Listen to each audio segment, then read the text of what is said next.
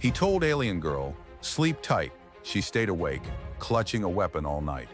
Jax hit the ground hard, the crash of the Stardust Drifter echoing only in the ringing in his ears and the dull ache in his skull. Smoke curled around him, smelling of burnt wiring and something acridly sweet he didn't recognize. Probably atmosphere. Great, ship was gone. Life expectancy decreasing. He pushed himself up, ribs protesting. The air was thin, tasted of copper and dust. He squinted through the haze. Jagged, mineral-rich rock formations clawed at a sky that wasn't blue or gray, but a deep, bruised purple. Geothermal vents hissed steam in the distance, casting an infernal orange glow. Not exactly paradise. He was pulling a comms unit from his wrecked cockpit when he saw her. She wasn't human. Not even close. She moved like liquid shadow over the razor-sharp terrain, her form shifting, shimmering slightly as if light itself bent around her. Taller than him, maybe 6 feet. Lean and coiled with a dangerous grace. Her skin wasn't skin, not really. It looked like polished obsidian plates, articulated at the joints, etched with faint, glowing lines that pulsed with that same bruised purple light as the sky. Her face was sharp, angular, lacking a nose in the human sense, just slits that flared slightly as she scented the air. Her eyes, though, they were the most unsettling part. Large, multifaceted, like insect eyes, but they held an unnerving intelligence, focused entirely on him. No emotion, just predatory assessment. She wore nothing he recognized as clothing, just what looked like extensions of her own plating, forming sharp, segmented blades along her forearms. Shit, he'd stumbled into something way beyond a bad landing. His hand went to the relic of a blaster he kept holstered, more for show than actual use these days. He hadn't fired it in months, probably corroded. She stopped maybe 10 yards away, didn't speak, just watched. Those glowing lines on her plates pulsed faster. He could hear a low hum emanating from her, a vibration that seemed to resonate in his very bones. This wasn't just an alien. This felt ancient, powerful, maybe something ripped straight from the nightmares his cargo hold dreams usually delivered. "Hey there," he managed, his voice rough. "Fancy seeing you out here. You wouldn't happen to have a spare ride, would you? Mine just bought the farm." He tried a crooked grin, the kind that usually disarmed drunk spacers. Didn't work. Those eyes remained fixed, unblinking. One segmented hand, ending in razor-sharp digits, rose slowly. It didn't point. It gestured, a short, sharp movement towards him. A command. He didn't understand the gesture, but he understood the intent. Come here, or maybe die here. He decided to try the diplomatic approach, which for him usually involved talking fast and hoping for the best. "Look, I'm just passing through, unintentionally. My ship's scrap. I'm stranded. No threat to you, I promise. Just a really, really bad day." He kept his hands visible, away from the blaster. The humming intensified. Her head tilted slightly, a movement that felt alien, like something watching from behind a wall. Then, a sound finally came from her. Not speech, not really, a series of clicks and resonant tones, like rocks being struck together underwater. It wasn't language he knew, and he knew a few dozen trade jargons and spacer dialects. It sounded demanding, imperious. His comm unit crackled in his hand. Dead, completely useless. Figures. He was alone, miles from anywhere, probably on some godforsaken rock nobody ever logged, face to face with a creature that looked like it ate metal and breathed geothermal fumes. "All right, look, new plan," he said, inching back slightly. "How about I just go over there? You stay here? We pretend this awkward moment never happened?" He gestured vaguely towards a particularly large rock formation that might offer cover. The pulsing lines on her plates brightened suddenly. The humming rose in pitch, becoming a low growl. Her forearms shifted, and the segmented blades extended, long and wickedly sharp. Okay, diplomacy failed. Time for Plan B, which was mostly just running. He took a step back. She mirrored it, her movements fluid and silent on the rough ground. She was fast, dangerously fast. He could feel the vibration of her hum deep in his chest now, unsettling, almost hypnotic. Her presence felt ancient, tied to this harsh land. This wasn't just an encounter, it felt like an interruption, a trespass. He was an anomaly in her world.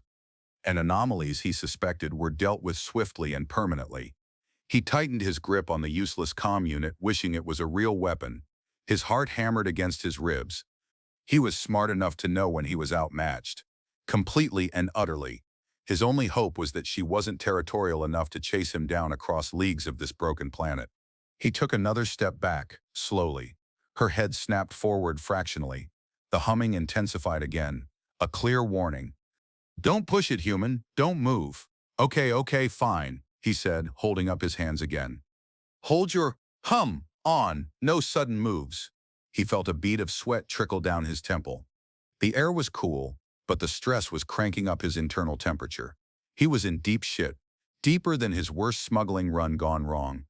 At least with pirates you knew the rules. These glowing, humming plate people? Totally new rulebook, and he had a feeling Chapter 1 was titled Methods of Dismemberment. He scanned the terrain around her. No other forms visible. Was she alone? Or was she just the scout? The thought made him feel even colder despite the geothermal heat.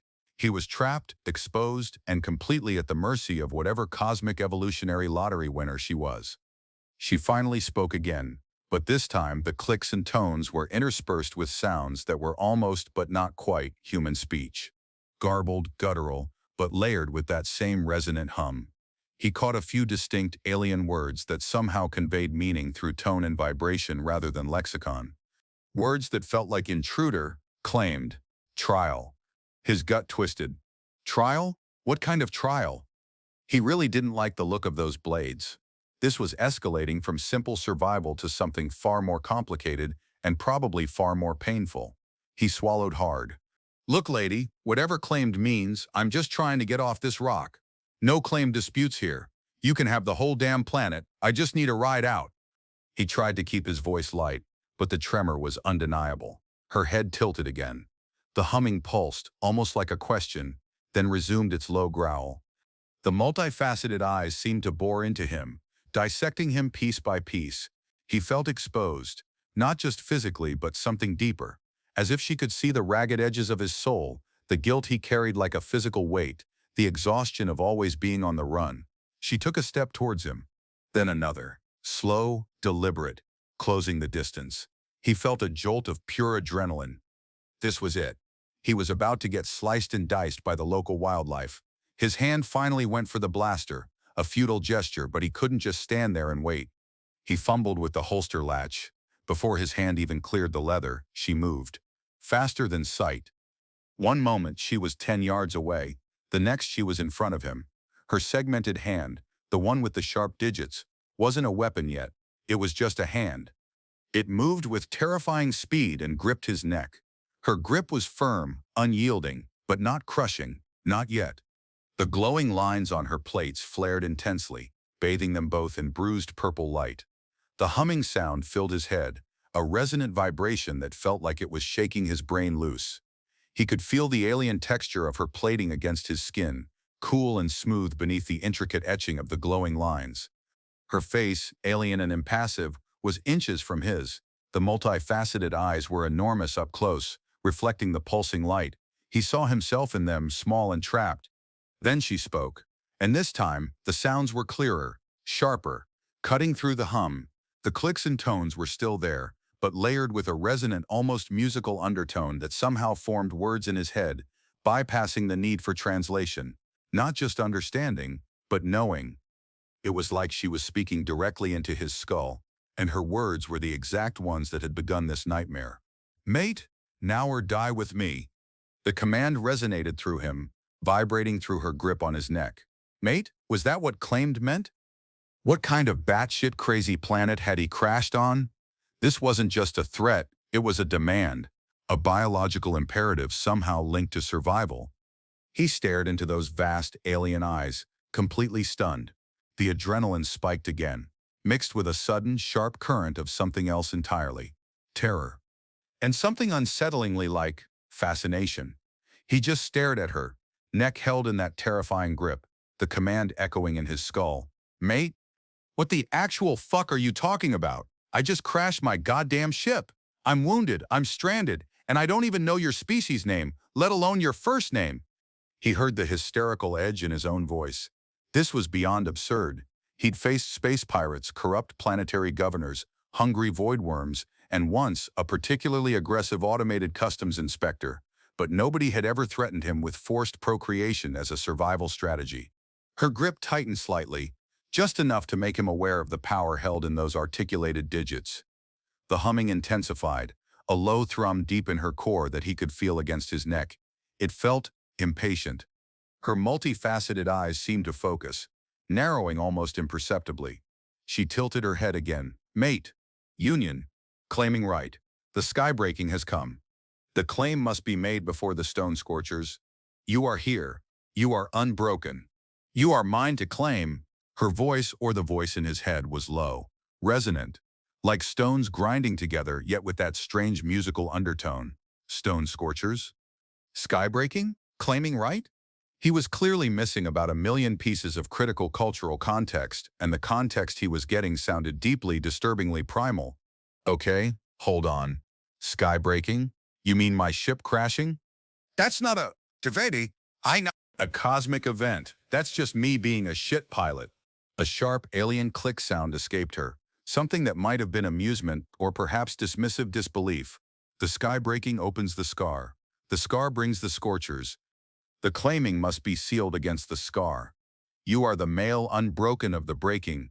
The right demands your strength for the seal.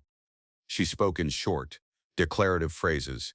Each word weighted with ritualistic significance he couldn't grasp, but felt the gravity of. Her free hand, the one with the potential blades, shifted slightly, moving closer to his chest.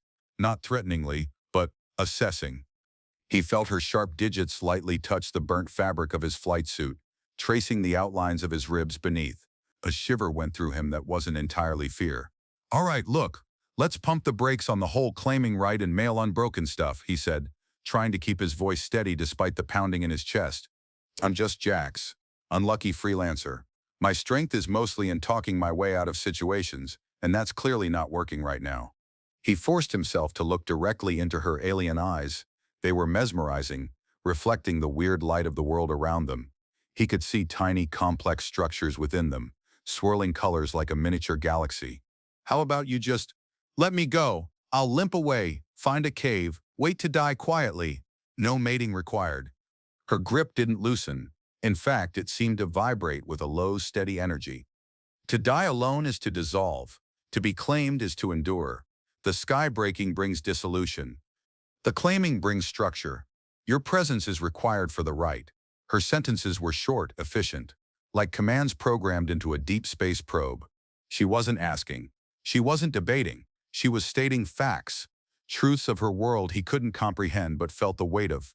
He was a piece on her board, positioned by fate or his terrible piloting for some ritual he didn't understand. And mate now or die with me was apparently just the headline. He tried to pull back, a futile movement. Her grip was absolute. Look, even if I wanted to mate or claim or whatever, I don't know how. I don't speak your language. I don't know your customs. And frankly, this whole situation is giving me a panic attack. He forced a short, sharp laugh that sounded entirely unconvincing. He needed information, any scrap he could get. What are these stone scorchers? What's this scar? What happens if we don't do your right? Do we just die slowly? Or does something big and nasty come eat us? Her head lowered slightly, bringing her face even closer. The glowing lines on her plates pulsed a little faster. The stone scorchers rise from the scar. They consume the unclaimed. Your skybreaking has widened the path. We must seal it. My strength alone is not enough for the seal. It requires the male unbroken. The right is the seal. The resonant hum in her chest vibrated against his neck, and he realized it wasn't just a sound, it was a language of sensation, conveying urgency, danger, and expectation. He could feel the alien rhythm of her biology, the strange energy within her. So, what you're saying is, he summarized, trying to inject some sanity into the conversation, my crashing spaceship apparently ripped a hole in reality, and now fiery rock monsters are coming, and the only way to stop them is for me, a random human, to get naked with you, a glowy plate lady, in some kind of ritual? He waited for her to deny it, to laugh, to admit she was pulling his leg. She didn't. Her multifaceted eyes remained locked on his, serious, intense. Yes, she stated simply, the resonant hum emphasizing the finality of the word. He let out a breath he hadn't realized he was holding. This was insane. Utterly, completely insane. But looking into those ancient, intelligent eyes, Feeling the solid, undeniable reality of her grip, he didn't doubt her, not for a second. She believed it completely. And if she believed it, and she was this powerful, maybe it was true. Maybe he really had triggered some ancient apocalypse with his shoddy piloting. He was the unlucky traitor with a heart, wasn't he? Apparently, that heart was now designated as part of a cosmic sealing ritual. All right, he said, his voice quieter now, the sarcasm draining away, replaced by a weary resignation.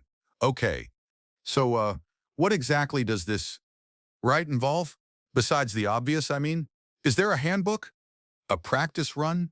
Because I gotta tell you, I'm totally new at this whole apocalypse sealing via sex thing. Her humming intensified, a vibration that felt almost pleased. This was gonna be a long, strange day. Her grip on his neck didn't loosen, but her hand no longer felt purely threatening. It felt anchoring, necessary. The buzzing in his skull subsided a little, replaced by a dull throb. He was still pinned, still confused as hell, but the immediate terror of being dissected by blade hands had receded slightly. Only slightly. The right is tuft. Infirm how the beak. The what a thought who would alwiji mere. Resonance, she stated, the words clearer now, the clicks and tones still present but less dominant.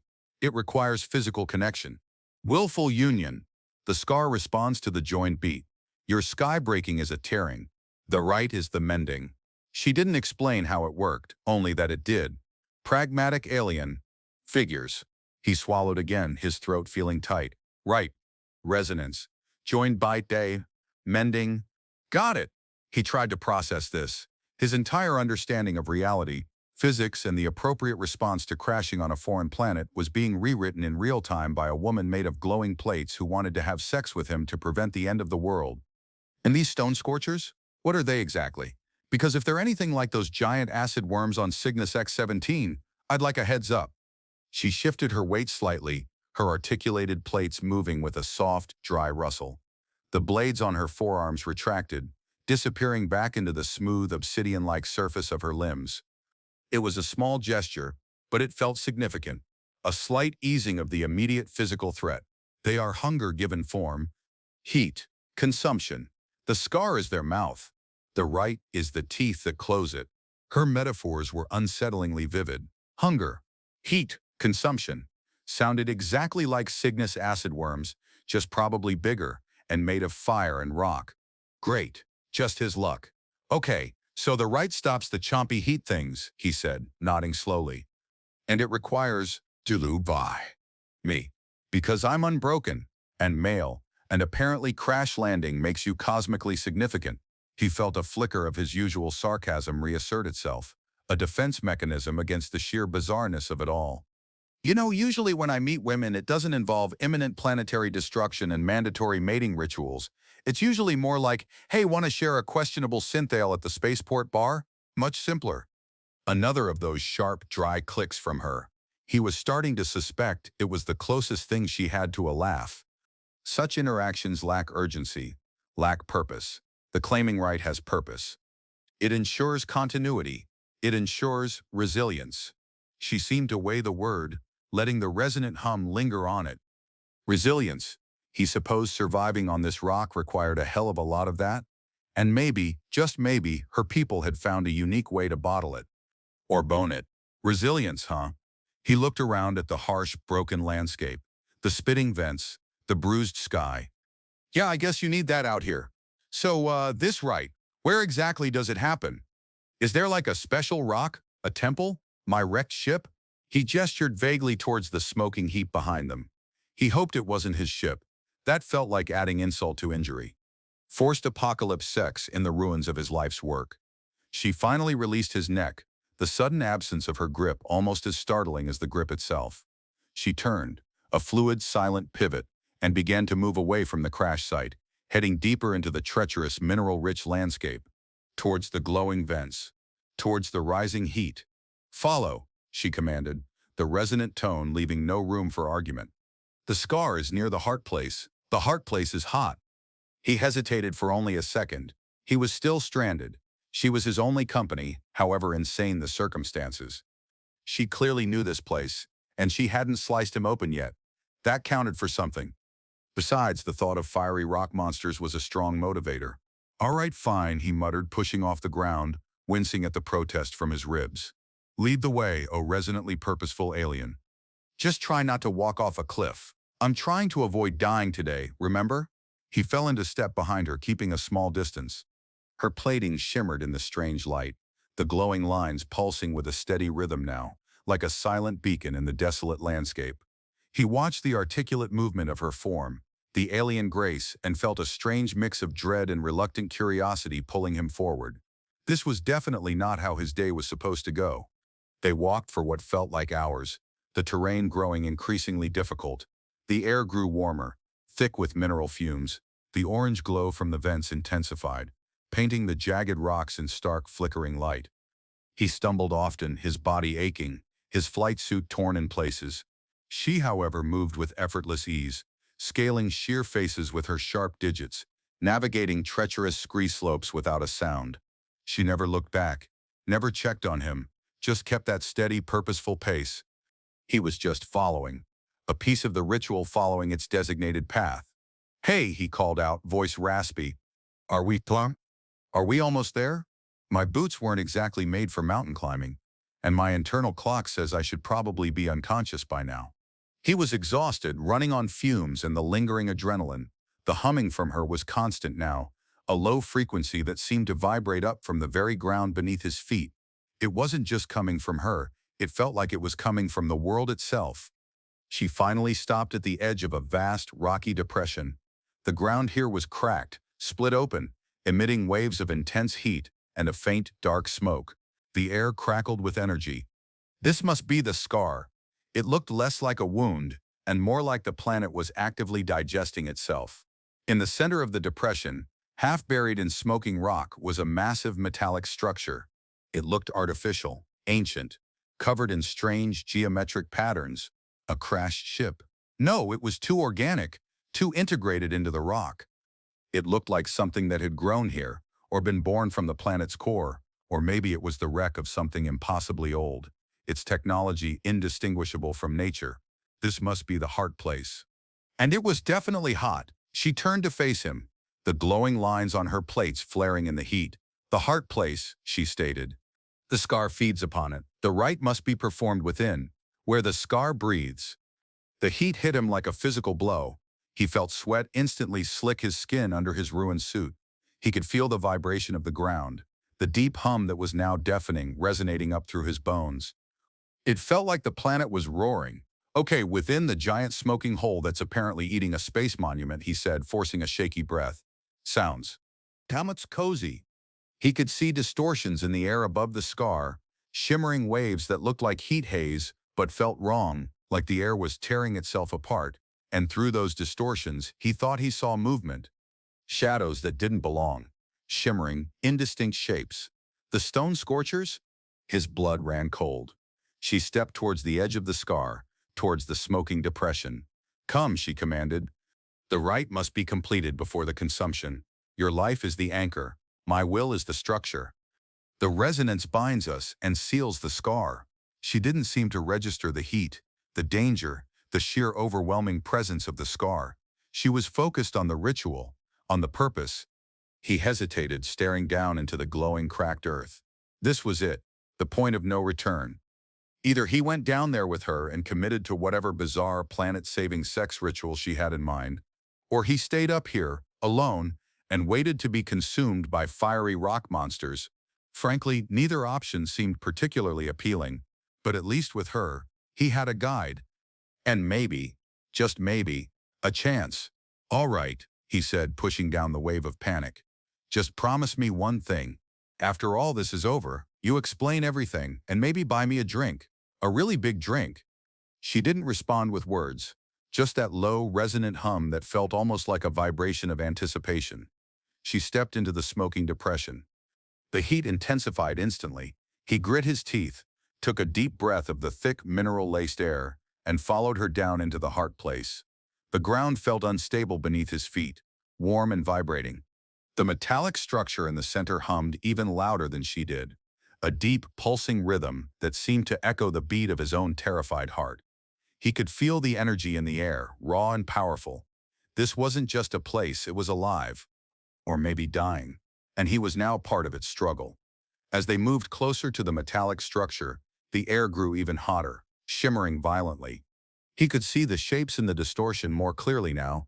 They were moving, shifting, forming something solid out of heat and light, fiery silhouettes rising from the cracks. The stone scorchers. They were real, and they were coming. He felt a surge of terror, but also something else. A strange calm born of absolute necessity. This was happening. There was no escape. Only the right. She stopped before the massive, pulsating structure. Its surface felt warm to the touch, vibrating under her articulated hand as she placed it against the metal. "Here," she said, her voice resonating with the structure's hum. "The core, the point of resonance. The scar breathes directly here." She turned to face him, her multifaceted eyes glowing intensely in the heat. The glowing lines on her plating flared and pulsed, seeming to sync with the rhythm of the heart place. "The claiming right," she stated, her voice lower now, a command filled with ancient weight. "Now." He looked from her to the rising heat shapes at the edges of the scar, then back to her. She was waiting, her stance open, expectant. The danger was undeniable. The ritual was unavoidable. His body ached, his mind reeled, but there was a strange sort of clarity in the face of the impossible. He was here. She was here. The world was ending. Time to get this over with. He reached for the ragged edges of his flight suit, fumbling with the zipper. All right, he muttered, trying to sound more annoyed than terrified. "No need to rush things. Just, try not to melt me." He met her gaze, and for the first time, he thought he saw something other than pure, predatory purpose in her alien eyes. A flicker of something that might have been anticipation, or maybe just the reflection of the infernal light. Stripping down in the oppressive heat of the scar's mouth felt surreal. His flight suit was ripped, stained, and offered no protection anyway. As he peeled away the layers, revealing his sweat-slicked skin, he felt ridiculously vulnerable. This wasn't a romantic encounter. It was a transaction, a desperate ritual exchange in the face of annihilation. She watched him with those unblinking, multifaceted eyes, her expression unreadable. Her own body was alien, breathtaking in its intricate, articulated design. The obsidian plates, the glowing lines, the strange, unsettling beauty of it. He felt clumsy, soft and fragile beside her. When he was finally naked, she reached out a hand, not the sharp-digit one, a different one, articulated differently, ending in something softer, almost pad-like. She touched his chest, right over his heart. Her touch was warm, vibrating slightly with her internal hum. It wasn't a caress. It felt like she was assessing, measuring, like she was looking for the joint beat she'd mentioned. He shivered despite the heat. "Your heart rhythm," she said, the words resonating directly into his skull. "It is swift, unsteady. Does the scar frighten you, male unbroken?" There was no mockery in her tone, just simple observation. "Yeah," he admitted, voice rough. "The giant hole in the ground spitting out fiery death shapes?" "Little bit, yeah." He tried a nervous laugh. Didn't work. She moved her hand, her touch tracing a line down his chest, over his abdomen, lower. He sucked in a sharp breath. Her touch ignited a strange, unfamiliar sensation. Not just physical, but something deeper, resonating with that humming frequency. It wasn't simple touch. It was like she was tuning him, bringing him into alignment with her and the pulsing structure behind them. "Fear is energy," she stated. "Channel it into the binding. The resonance requires focused will." Focused will. Right. His will was mostly focused on not spontaneously combusting. "Easier said than done when your imminent future looks like a barbecue," he muttered. But he tried. He focused on her touch, on the strange energy vibrating through him, on the need to survive this, to not be eaten by rock monsters. She moved closer, her alien form pressing against his. The obsidian plates were cool against his skin, a strange contrast to the overwhelming heat of the scar. The glowing lines pulsed brightly, casting eerie patterns on his skin.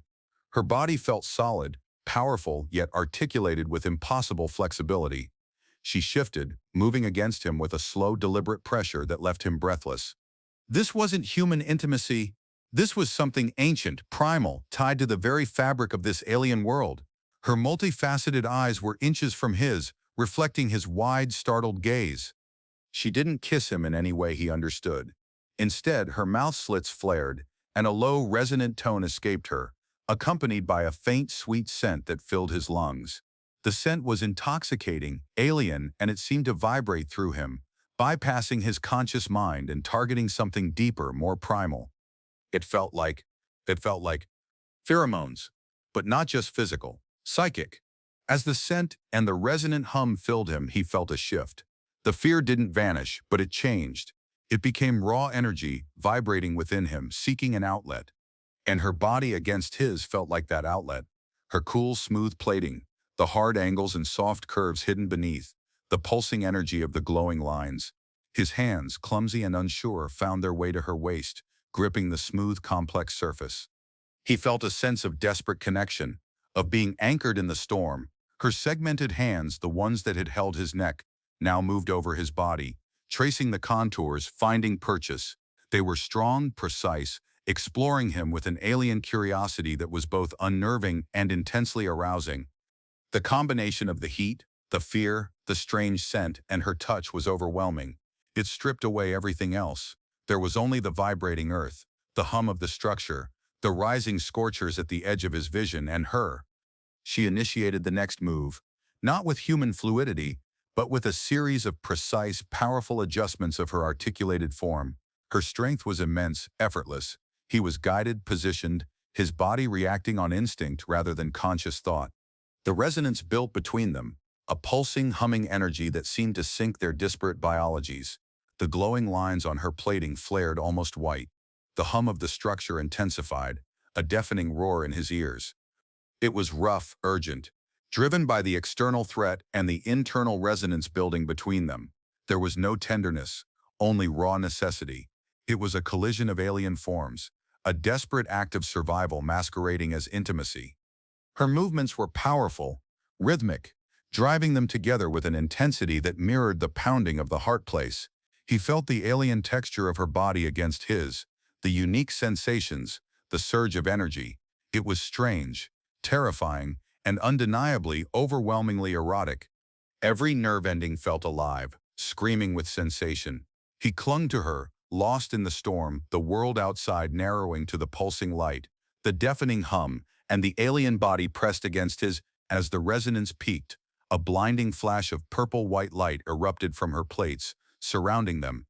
The humming reached a crescendo, a single, piercing tone that vibrated through his very cells. He felt a jolt, like lightning passing through him, originating from her. It wasn't pain, but an intense, overwhelming surge of energy that locked onto something deep inside him, something fundamental. It felt like, Tufty, one. A connection being forged. A bond, he cried out, his voice lost in the roar of the energy. His body convulsed, seizing with a powerful, overwhelming release that felt like every atom in his being was vibrating in sync with hers in the pulsing structure. He felt the mark being made not on his skin but inside him, a permanent resonance linked to her, tied to the hum of the heart place. Then, as quickly as it began, it was over. The light faded, the humming subsided, leaving only the oppressive heat, the lingering scent, and the faint distant sounds of the scar's slow breath. He collapsed against her, breathless, shaking, completely spent. He had survived the rite. He was claimed. He lay tangled with her in the smoking heart place, his body aching, his mind reeling. The intense energy had faded, replaced by a profound exhaustion. She was still pressed against him, her articulated form still humming faintly, but the urgency was gone. The glowing lines on her plating had dimmed to a low, steady glow. The scar still smoked, the air still shimmered, but the shapes at the edge seemed less distinct, their energy diminished. Had it worked? Had they actually sealed a cosmic rip in reality with a bizarre sex ritual? He honestly had no idea. He shifted slightly, trying to find a more comfortable position on the hard, hot ground. Her plating felt cool against his skin, slick with his sweat and maybe something else. He looked up at her, into her multifaceted eyes. They were no longer blank with predatory intent. They held a new depth, a complexity he hadn't seen before. Curiosity? Assessment? Something softer? Well, he managed, his voice hoarse. That was, Tismal of Dari Seti Lover Jepertegmo Paradu and of Itoklier for paste in Hadigmo code and marketing if you had not. Eventful. So, did we stop the rock monsters? Are we safe? He felt ridiculous asking. Like a kid after a particularly rough game. She remained silent for a long moment, her hum a steady rhythm against him. Then finally she spoke, her voice softer now, still resonant, but less commanding. The scar is quieted. The resonance holds the edges. For now, for now. Not exactly a ringing endorsement of their world-saving efforts. The Scorchers. So they are not vanquished. They are deterred. The claiming binds the barrier. It requires constant resonance. Constant resonance? What the hell did that mean? So what? We just doppels hang out here and vibrated each other to keep the scary things away? He felt a wave of dread wash over him. This wasn't a one-time fix, was it? It was a permanent state of being. What does constant resonance even mean? Her hand, the softer one that had traced his body, moved up to touch the center of his chest again, right where he felt that internal mark, that hum within him. It means connection, proximity, shared energy. You are marked. Your rhythm is now linked to mine, and through mine to the heart place, to the seal. She explained it like it was the most obvious thing in the universe. To him, it sounded like a life sentence tied to an alien woman on a hell planet. Marked? He felt a sudden chill despite the heat. What do you mean marked? What did you do to me? He tried to push away from her, but she held him loosely, her grip gentle but firm. During the peak, she explained patiently, as if talking to a child. The energy surge, it imprinted your resonance frequency, calibrated it to mine. You are Degracbull, claimed, bonded, by the right, bonded, claimed, imprinted. His mind raced. This wasn't just sex. This was a permanent, biological, energetic link.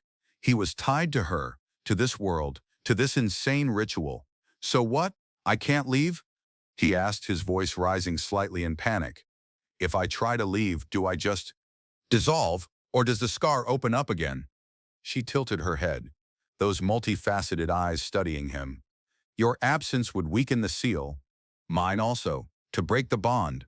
Bond, that I'll do. It would cause great disruption, to the seal, and to you. The resonance is deep now. It is. Part of your structure. Part of his structure, like a new organ, a glowing, humming, alien organ. This was worse than he thought, much, much worse. You mean I'm stuck here? He stared at her, a cold knot forming in his gut. Stuck with you, forever? Because I crashed my damn ship? He felt a flicker of anger, sharp and hot, cutting through his exhaustion. This was insane. This was unfair. She didn't flinch from his anger. You are not stuck, she stated, her voice regaining a touch of its earlier command. You are essential, to the seal, to the world. And now? And now what? To me. The claiming is mutual, whether you understood the words or not. Mutual. He'd been coerced, threatened, and biologically hijacked. Where was the mutual in that? Mutual? He scoffed, pushing harder against her now. You grabbed my neck, threatened to kill me, and told me I had to have sex with you to stop monsters. That's not mutual, that's cosmic blackmail. She held him fast, her strength surprising given her relaxed posture. The right requires will, she countered calmly. Your will was present, your fear was channeled, the energy flowed. It was not unwilling. She sounded completely convinced. From her perspective, maybe it wasn't. He hadn't fought her off. He had participated, however unwillingly initially. He had been scared, desperate, aroused, and ultimately he had succumbed. He looked at her, really looked at her, seeing her not just as a terrifying alien, but as the creature he was now irrevocably linked to. She was beautiful in her alien way, powerful, ancient, and she was just as bound to this as he was. Maybe more so. She'd been waiting for the sky breaking, waiting for the mail unbroken. Her whole existence might have been leading to this moment. So what now? He asked, the anger draining away, leaving only a weary resignation. You live in the scar? Keep the vibrations going? How do we even live? This wasn't a survival story anymore. It was a partnership, a bizarre, forced, incredibly intimate partnership with a glowing, plated alien woman who thought his crash was a cosmic event. She finally released him fully, sitting up in the intense heat. Her movements were still graceful, efficient. She gestured towards the edge of the scar, away from the rising heat. There are places, she said, shelter, food that sustains. Life endures even near the edge of consumption. We will make a place, together. The claiming requires it. She stood, her form radiating a quiet strength. You need rest. You are weakened. He looked at her standing there, etched against the smoking, glowing landscape, her plating shimmering, her eyes reflecting the infernal light. He was marked, claimed, bonded. To her. To this place. To a lifetime of constant resonance with a creature from his nightmares who had somehow become his unlikely partner in survival. He was stranded, yes, but not alone. And the thought, terrifying as it was, held a strange flicker of comfort. He pushed himself to his feet, wincing at the ache in his ribs. All right, he said, looking out at the alien world that was now, apparently, his home. Lead the way, partner, but no more surprises, okay? My heart can only take so much cosmic drama. She turned, and without a word began to move away from the scar, leading him towards the uncertain future that now bound them together. He followed, the faint hum of her resonance a constant presence in his mind. The journey away from the scar was less fraught, though still demanding. She led him through a maze of rock formations, eventually reaching a sheltered area that wasn't directly exposed to the fumes or intense heat of the heart place. It was still a harsh environment, but slightly more forgiving. She seemed to know every crack, every fissure, every stable path. He just followed, his body moving on autopilot, his mind trying to process the impossible events of the last few hours. They reached what looked like a large cave entrance, tucked away beneath an overhang of glowing, mineral-rich rock. It offered shelter from the faint, perpetual drizzle of corrosive dust that seemed to fall from the bruised sky. Inside, the air was cooler, less thick. He collapsed onto the ground, utterly spent. "Oh, thank God," he muttered, stretching out his aching limbs. She entered the cave after him, moving with that same silent grace. She didn't lie down or rest. She moved with purpose, inspecting the cave walls, running her sharp-digit hand over the rock surfaces. The glowing lines on her plating pulsed with a soft ambient light, providing just enough illumination to see by. "This place will suffice," she stated, her voice a low resonance in the enclosed space. "It is shielded from the deep tremors. It has potential." Potential. Right. He was too tired to even ask what kind of potential a rock cave could have. "Look, potential is great," he said, rubbing his temples. "But do you have anything I can drink? My mouth feels like a desert." He watched her, noting how her multifaceted eyes seemed to absorb the limited light, allowing her to see clearly in the near darkness. She paused her inspection and turned towards him. She didn't have canteens or supplies in any human sense. But she did something else. She brought one of her articulated hands, the softer one, up to a point on her neck, beneath her angular jaw. The plates there shifted slightly, and a small opening appeared. From this opening, a clear, viscous liquid began to well up. It looked weird, and potentially gross. "Sustenance," she stated, holding her hand out to him. The liquid dripped onto her palm. It wasn't water. It wasn't synth drink. It looked thick, almost syrupy, and it glowed with a faint, internal light, the same bruised purple as the sky, and her glowing lines. Essential hydration, sourced internally. He stared at the glowing goo on her hand. His gut instinct screamed absolutely not. Every survival manual he'd ever read warned against consuming unknown alien fluids, but his throat was raw, his body desperately dehydrated, and she was his only option. He looked from the glowing liquid to her eyes. They were calm, steady, expectant. There was no hint of malice or deception. She genuinely seemed to be offering him sustenance. And they were bonded now, weren't they? Maybe that meant their biologies wouldn't instantly reject each other's weird fluids. "All right," he said, pushing himself up to a sitting position. "Against every fiber of my being, I'm going to trust you on this." He reached out a shaky hand and cupped his palm beneath hers, letting the glowing liquid drip into his hand. It felt warm, surprisingly clean. He looked at it for a moment, then took a deep breath and drank it down. It wasn't unpleasant. It tasted cool, mineral-rich, and vaguely sweet. It coated his tongue and throat, and he felt an almost immediate sense of replenishment, like his cells were gratefully soaking it up. "Weird. Really weird." "Okay," he said, wiping his mouth. "Definitely not water. Definitely alien. But not bad, thanks."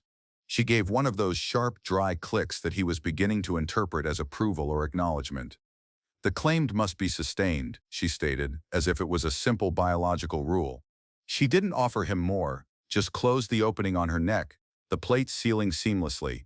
He leaned back against the cave wall, the exhaustion washing over him again. He watched her as she continued to inspect the cave, her movements efficient and tireless. She was a machine of purpose, and he was now tethered to her purpose. So, he said, his voice quieter. You got a name? Or am I just male unbroken forever? She paused, turning her head slightly. My designation is Zira, she said, before the exile. Here, I am only the claimant. Zira, it suited her somehow. Short, sharp, alien. All right, Zira, he said. I'm Jax. Just Jax. No fancy titles. Unless Chief Apocalypse Bang Buddy counts. Another click. Jax, she repeated, testing the sound. It didn't resonate like her own name, but it seemed acceptable. She moved back towards the entrance of the cave, peering out into the bruised light of the world. He watched her, her alien form silhouetted against the opening. He was exhausted, bruised, and facing a future that was utterly incomprehensible. But looking at Zira, at her quiet strength and ancient purpose, he felt a strange sense of something. Not safety, not exactly, but maybe partnership, a shared fate, however bizarrely acquired. He closed his eyes, letting the deep hum of the earth and the faint resonance of Zira settle around him. This was his life now, trapped on an alien world with a creature of glowing plates and world-sealing sex rituals. He had survived. Now he just had to figure out how to live. With her. He drifted in and out of sleep, his body too sore, his mind too active to fully shut down. Every time he woke, Zira was awake. She didn't rest. She patrolled the mouth of the cave or sat just inside the entrance, her multifaceted eyes scanning the landscape, her hum a low, constant presence. She clutched one of her forearm blades extended and sharp, resting across her lap. Ready. Always ready. He'd told her, sleep tight, earlier, a human idiom he hadn't even thought about. Apparently, her version of sleep tight involved staying wide awake and holding a weapon. Figures. He watched her in the dim light, the glowing lines on her plating providing a faint illumination. She was utterly alien, yet undeniably real. The memory of the rite, of the overwhelming energy, and the forging of the bond was vivid, almost painful in its intensity. He felt the faint hum deep within his own chest now, a subtle echo of hers. The mark, it was real. He finally spoke into the quiet darkness of the cave. You ever stop? Ever just relax? She didn't turn, her gaze fixed on the world outside. To relax is to become vulnerable, she stated, her voice low and resonant. Vulnerability invites consumption. I do not invite consumption. Practical. Direct. Utterly alien in her perspective. He was starting to realize that her entire existence was built around strength, vigilance, and survival. Relaxation wasn't a concept. Yeah, I get that, he said. But even predators rest, right? You gotta conserve energy. You've been going non-stop since I met you, which hadn't been that long, but it felt like a lifetime. My energy is constant, she replied, fueled by the heart place, amplified by the claiming. My purpose requires vigilance, especially now.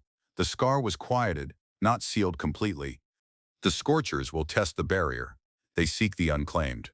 She glanced back at him then, a quick, assessing look. You are safe inside the resonance, but the barrier requires maintenance. Maintenance. Right. That sounded like another euphemism for more bizarre sex rituals. He felt a knot of anxiety tighten in his gut. And that maintenance involves more of the right? He asked, trying to keep his voice steady. Her multifaceted eyes held his for a moment. The right is the initial binding, she explained. The resonance is the constant state. Proximity strengthens it. Shared vulnerability can deepen it. Mutual will fortifies it. She spoke in the abstract, in terms of energy and will, not bodies and desire. But he knew what shared vulnerability and proximity could lead to. They already had. Shared vulnerability, huh? He thought about the right, about being naked and terrified in the scar, about the overwhelming energy and the forced intimacy that had definitely been vulnerable. On both sides, maybe. He didn't know what it had cost her. So, how do we thought fortify it? Besides you standing guard with a knife, she finally lowered her weapon, letting the blade retract into her forearm. She turned fully to face him, her glowing eyes holding his gaze in the dim light. Her posture was different now, less guarded though still alert. "The barrier is within us now," she said, touching her chest where the glowing lines pulsed brightest. "And within you, the resonance must flow freely, unimpeded." She paused, and he felt a strange tension build in the air between them. Sometimes, the resonance becomes blocked, stagnant. He waited, bracing himself. "And how do you, to mix in stone and block stagnant resonance?" he asked, already dreading the answer. Her head tilted slightly. "Through intensity," she stated. "Physical intensity. Shared experience that requires absolute focus, absolute present. Combat, or the renewal of the claiming bond." She paused again, and the low hum from her body seemed to deepen, becoming warmer, more inviting. "The need can be felt. It is a form of hunger, for connection, for resonance." Hunger. Connection. Resonance. He understood those words in a new way now. He had felt the hunger during the rite, a primal need driven by fear and alien pheromones and cosmic necessity, and he was beginning to understand that the connection, the resonance, wasn't just energetic, it was deeply physical, deeply ingrained in their combined biologies. The rite had changed him, marked him, tied him to her in a way he couldn't escape. And maybe, just maybe, a part of him didn't entirely want to. Living alone, dying alone, that was the dissolution she had spoken of. Being claimed, being bonded. It was strange and terrifying, but it was also survival. Together, he looked at her, her alien form radiating a quiet power in the dim light of the cave. Zira, the claimant, his unintentional partner, the woman who had forced him into a world-saving sex ritual and then marked him forever. He was stuck here, with her. And somehow, despite everything, the thought wasn't entirely unbearable. It was insane. It was dangerous. It was probably going to get them both killed eventually, but it wasn't empty. And after years of being alone adrift in the galaxy, empty was the one thing he feared most. He met her glowing gaze across the cave. "All right, Zira," he said, his voice low, tinged with resignation and a strange, reluctant curiosity. "What happens when the resonance gets stagnant?" "Show me." She didn't answer with words. The humming from her body intensified, filling the cave with its resonant vibration. The glowing lines on her plating brightened, casting the rocky walls in bruised purple light. She rose to her feet, moving towards him with that fluid, silent grace. She wasn't clutching a weapon anymore. Her hands were open, her multifaceted eyes fixed on his. He felt the internal hum within him respond, vibrating in sync with hers. The scar might be quieted, the scorchers temporarily deterred, but the bond was real, and the maintenance, the constant resonance, was just beginning. He watched her approach in the dim light, his heart pounding with a mix of dread, anticipation, and the strange, undeniable pull of the connection that now bound their lives together on this brutal, beautiful alien world.